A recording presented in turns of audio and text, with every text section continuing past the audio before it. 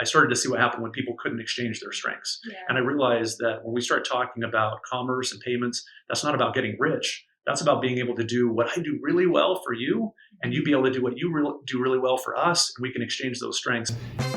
This is Growth in Dentistry, a dental intelligence podcast where we ask the question, what does growth in dentistry look like to you? I'm Katie Polson, a dental hygienist and your host. Welcome to another episode of Growth in Dentistry. I'm your host, Katie Polson, and we're so glad to have you here for a new season, a new topic. And before we get started by introducing that, I just want to again ask you to please join our Facebook Dental Intelligence community. Come join like-minded data nerds and come learn from one another. Also, if you wouldn't mind, please go and rate and review this podcast. You know I read every one of them, so thank you so much. I am excited to introduce our topic this month, specifically because we're kind of circling back. We've talked a little bit about the staffing dilemma. We're going to use the term staff, which I think sometimes offends people. We're not talking about a staph infection, okay? Sometimes we use the word team, so if it slips out that we use staff, that's okay.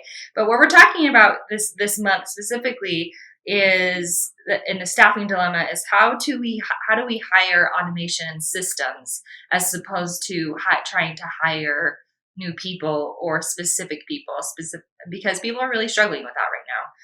And the way that we're going to do that, and we're first going to start a conversation this month with our own James Grover, CPO, Chief Product Officer, for those of you who don't know that in dental, which I did not know before. He's the man behind the product that, if those of you who have used our product,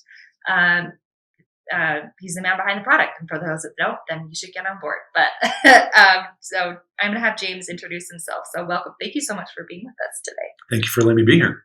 Yeah. So go ahead and give us a little bit of background about, because for those of you that don't know or have had the pleasure to get to know James, he has a love of dentistry, but he also has a finance background, which is a very different background. So go ahead and give us that. Okay. So I'll try not to be too long-winded, but it's been over 2 decades ago. I was very involved in the healthcare industry, and I was brought in by a Fortune 500 company to start up their medical software division. They happen to have a very, very large dental software division. And eventually, through a series of events, I was asked to actually come over and head up all of engineering for their dental software division. It was interesting because I'd had certain life events that had made dentistry certainly something that I paid attention to and something that was important to me. But it wasn't quite in the same place that healthcare was. And so I'd been just really passionate about healthcare. Interestingly, shortly after I took on that responsibility coming into the dental side, and the reason for the dental side was that it was a higher focus for this particular company, more so even than their healthcare side. Shortly thereafter, I had a kind of peculiar experience. We have a little bit different family profile. We have 4 biological children and 6 internationally adopted children. Well, my son, we were bringing him home, and he had actually been in an orphanage until he was about 7 years old. And when we brought him home, his teeth were literally crumbling in his mouth, and he had risk of abscess, and there was so much going on there. Anyway, when we took him in to get care, the recommendation was made that he have pretty much all of his teeth extracted. He had a couple of adult teeth, but in general, everything was going to need to come out. That was obviously pretty disconcerting and pretty worrisome. Yeah. And in order to agree to that plan, I, being who I am, wanted to do some research. And as I started to do the research and find out, hey, what if we don't go this route? What are the risks? What else is going to happen? I had several things that started to take place. One was there's an individual by the name of Diamante Driver that I learned about, and he is a tragic story. An individual who lost his life, young man who lost his life because he didn't have access to dental care, and that made me start to be much more concerned about my son and making sure that he got the care that he needed in a timely fashion. But I started to learn also about what happened to other people who had simply no access to be able to get certain teeth replacement. Yeah. And I started learning about the people who weren't able to get their jobs replaced because they had had something in their past with like drug addiction, et cetera, and they didn't have teeth replaced. and certain other things. And I suddenly found myself in like the Share a Smile community and helping people to be able to get the care that they needed, and thinking about those around the world, and also even here at home we don't think about, that are in our backyard, that don't have access to the care they need. And I became very passionate about the dental space, very, very passionate. And I loved where I worked. I loved what we were doing there and how we were helping people. And then another series of events happened, and I was given the opportunity to go work for another Fortune 500 company that happens to not be in dental care anymore. And that was a little bit rough for me. But what they were in is people will say fintech, but they were in the commerce industry. And through some of the experiences that I had with some of my other children, I had come to be very passionate about commerce and what that means. Here in the United States, we take it for granted. COVID, I think, challenged that for us. We no longer took it for granted. Suddenly we realized we can't make toilet paper, right? You need to be able to go to the store and get other things. But if you really think about it, if I'm a dentist and you're a farmer and he's a mechanic and she's building homes, we're able to have our own specialties and really do great things being stronger together, because I can take my strengths and I can, through the means of payment, I can exchange them for your strengths, and we're not having to do this barter system, and I'm able to go really deep and do things to be able to serve you. And being some of the other countries that my children were from Congo and certain places in Kazakhstan, et cetera, I started to see what happened when people couldn't exchange their strengths. And I realized that when we start talking about commerce and payments, that's not about getting rich. That's about being able to do what I do really well for you, and you be able to do what you do really well for us, and we can exchange those strengths. And I became passionate about that, went to go work for this other company in a commerce space. And it was a fantastic company, really loved working there.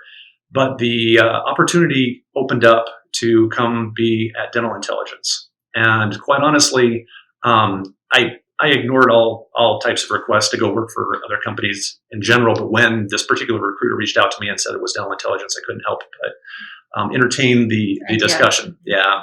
And when I came over and I learned just how passionate everybody here was about growth in dentistry and being able to help produce more and even better dentistry out there in the world. And I found out that wasn't just a slogan, but people here really are passionate about it. I couldn't help but join. So anyway, such that's a how I got great here. story. Thank you for sharing that. I hope it was really powerful to me to hear it the first time I heard James tell it to our entire company, and I wanted our listeners and our consumers to hear it too, because it really is empowering to know. And I love the way that you describe consumerism, because a lot of times I think in dentistry we're so focused on providing care, right? We're providing healthcare. We're providing, as you learn through your story, that we're not just providing dentistry, we're providing health.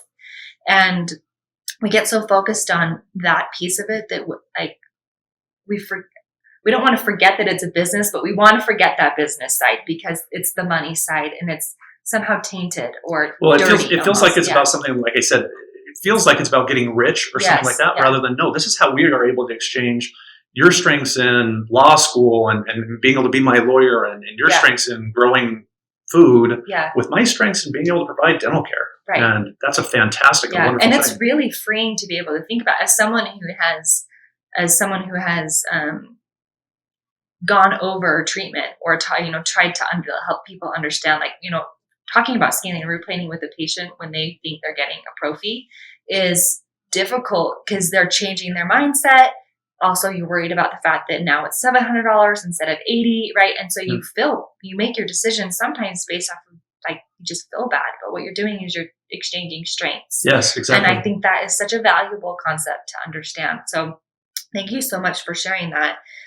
As we dive into our topic here about automation and systems, there's a lot of challenges that practices face, and specifically the reason why I brought James in is because we've been trying to tackle the challenge of collecting payments from patients.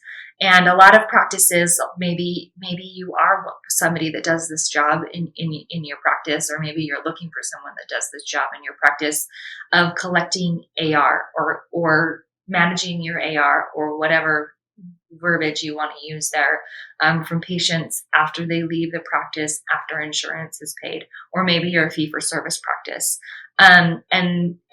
There's a lot of time that's spent in for people. There's entire jobs for that person to do that. So tell me a little bit about what do you notice are challenges as you dived into this problem? What challenges do practices face with collecting payments? So this one, I'm going to tangent for just a second, That's fine, and yeah. I hope this doesn't get lost in my explanation. So a long time ago, I actually was reading some materials from an organization that focused on being able to have what I refer to as gap conversations. Mm-hmm. I expected this, and I observed this from you, and let's try to figure out how we're going to have this discussion. People could call it conflict resolution or whatever else, but one of the big pieces of advice, they talk about starting right out at the beginning and asking yourself genuinely, what part am I playing in this situation? How am I in any way contributing to this gap? It helps you to get in the right mindset, and it helps you obviously to be able to work with that other individual. Well, this one's an interesting one because as I started to look at it from the patient's perspective and say, what is it that those in the dental practice, those in the dentistry profession, is there anything that they're doing to contribute to this particular situation, or is there a way that they can help with the ability or the motivation of these patients to pay? What is it that the practices might be introducing here? I started to find out there's a lot. There's a lot that's actually on the dental profession separate from the patients themselves. And it has a lot to do with what's happened over time. You know, if you think about, for me, I don't know if I've written a check in the last decade. Yeah, I don't. I mean, to be honest, I lost my credit card a month ago and I haven't replaced it. I've been using Apple Pay everywhere I go. Right. And now it's like, it's a game for me. I'm going to see how long I can go. I have checking to make sure nobody's used it, but I don't know where it is. It's somewhere in my house. And that's 2 steps after. Yes, right? So if we go back a certain time period, you know, it used to be reasonable that we would expect that on a regular basis, invoices were coming in the mail. There was a lot of our life that was coming in the mail, and we would fill out a check and we'd mail it in. And stamps were commonplace in the house, and you kind of conducted commerce that way, right? Now, most of my things are automatic deductions from my bank account. If I do anything, I'm doing it with a credit card, or like you said, I'm doing it with Apple Pay, and maybe even Venmo, you know, those types of things when we get there now. And so the idea that if I, as a patient, so let's say that I go and I visit a practice, and you know the practice is left with a little bit of 2 dilemmas. Either they're going to try and charge me my estimated patient portion. Well, maybe I don't like that idea because periodically, you know, they overcharge, sometimes they undercharge. I'd just rather you contact me after the insurance portion. Well, now the practice is in a rough spot because you want to retain me as a patient. So you say, great, we'll contact you after. Right. If I walk out, now what I'm left with as a patient is X number of weeks from now, after my claim's been paid, I'm going to get something in the mail. 4 weeks typically. Yep, 4 weeks typically. Very separated from the service. It's not like when I go to the store and, you're going to hand me bread, I'm going to pay you. Yeah, most of them even forgot they even had the service. Right. Yeah, they've forgotten. It's not there. When I went in for the service, I'm in a mindset of dealing with you as the practice. Right. Now, 4 weeks later, I'm coming home from work. I could stop by my mailbox, pull out something, and it's my statement. And it says, hey, you know what, you owe this amount. And I walk in the door and life happens. You know, I'm going to have dinner. I'm going to interact with my wife and my children, et cetera. That's going to get set down someplace. I'm not going to immediately pay it because I'm not in the mindset of immediately paying it. Mm-hmm. When I get around to reviewing that patient statement, what are my options now? I can mail in a check. I don't mail in checks. I don't have stamps. I myself don't have a checkbook. My sweet wife does. I don't even have a checkbook, right? Mm-hmm. And so my next option is, well, I could drive down to the practice and make a payment just separately by visiting the practice. Nobody's going to do that. Yeah. Right. So next option, I'm going to call the practice. Well, if I call the practice, I need to call them during their business hours. Typically, that's 4 days a week for many practices. Also, typically, there's an unusual thing in the dental profession that lunch hour is taken by the entire practice and nobody answers the phone during lunch hour. Yeah. When can I call? I can call during lunch hour. Yeah. Right. So that's the time where I can call. I'm not going to leave a voicemail. Oh, and by the way, here's my credit card number on your voicemail. Charge me anytime you like. Right. So I'm going to call 3 or 4 times and not be answered. And I'm going to give up and I'm going to wait till my next pro fee to pay. Yeah. Right.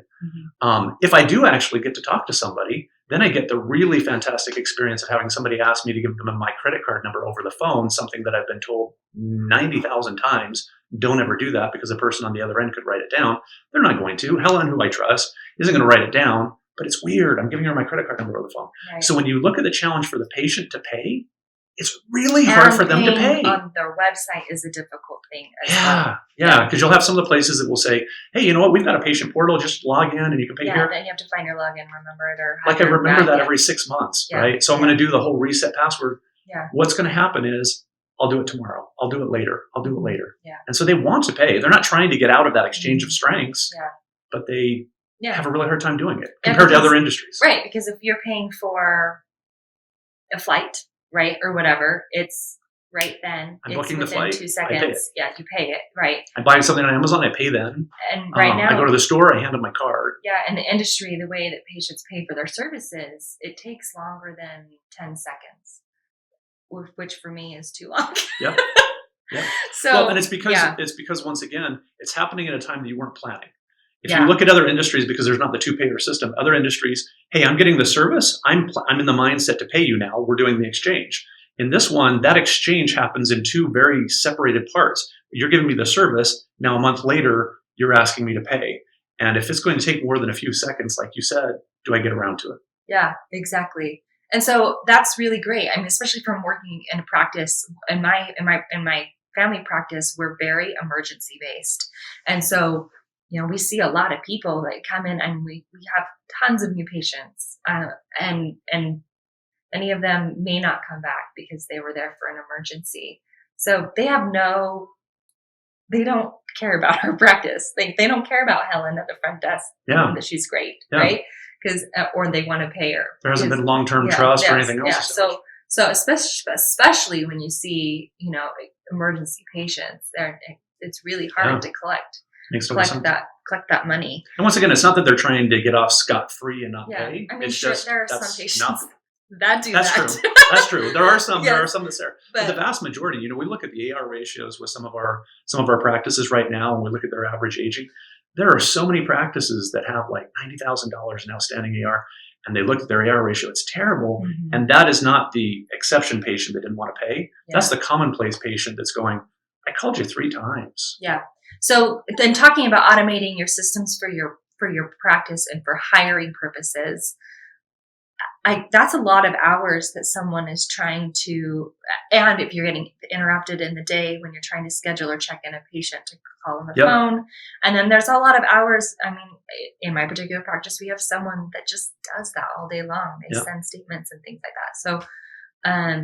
So what does automating accounts receivable look like to a practice? Because I'm sure many practice people that are listening right now have heard of payment solutions. Many of you have a credit card terminal in your practice, or maybe of you have a way to pay online. Some of you might even are doing text to pay, which is great, and that's a wonderful thing and a really great step. But we're talking about something different today. We're talking about automating accounts receivable. Yeah. What does that mean?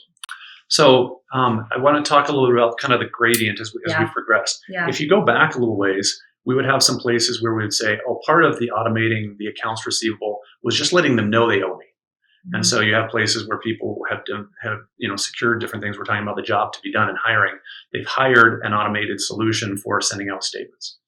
Great. You know what? This is going to go ahead and just electronically send out paper statements. Mm-hmm. And you go, that is awesome, because that did save some of my staff a tremendous amount of time from the printing them out, stuffing the envelopes, and sending that off. Mm-hmm. Especially if I'm having to send 3 statements before I'm getting and then anything. You get paid faster. Yeah.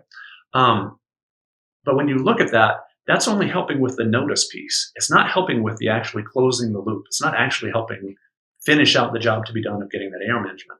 And the other thing, when you think about those paper statements, when you're sending off that third one, it's got something highlighted in red that's talking about, you being X overdue, sent to collections. That's not a great way to maintain patient loyalty, especially if that patient's called you twice. Yeah. Right. So when we talk about automating this AR, and it's funny in our industry, we don't think about it as being accounts receivable the moment the patient leaves the practice, but it is. The moment they leave, that's accounts receivable, right? I've given them a service, need to get paid. there is the two-payer portion, and I'm going to get the claims piece, but that's AR from the moment they leave. Really, the same things that we would do to make it easier on our staff are the same things that we would do to make it easier for the patient, and we can bring it all together.